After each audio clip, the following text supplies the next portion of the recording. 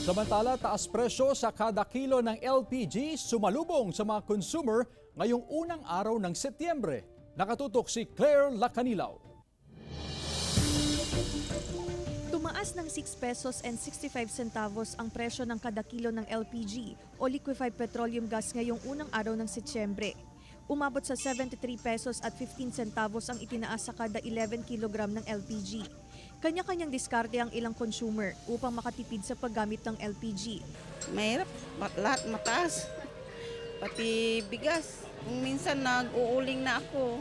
Pag naglalaga ako ng karne. Ayon sa ilang negosyante ng LPG, marami ang umaaray sa panibagong taas presyo sa kada kilo ng LPG. Kahapon, sobrang dami.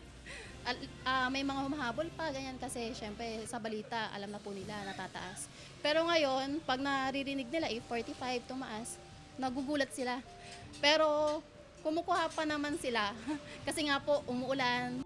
Ayon sa Oil Industry Management Bureau, epekto umano ito ng pagtaas ng contract price ng LPG sa pandaigdigang pamilihan.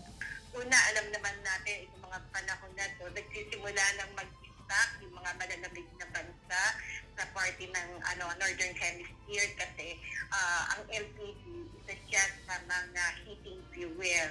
So, nagkaroon ng announcement ang Saudi Aramco, yung contract price nila, lalo na sa coffee na isa sa mga components ng LPG na nagtaas. Kasama si Ron Alistair Taniedo, Claire Lacanilaw, 1 North Central Luzon.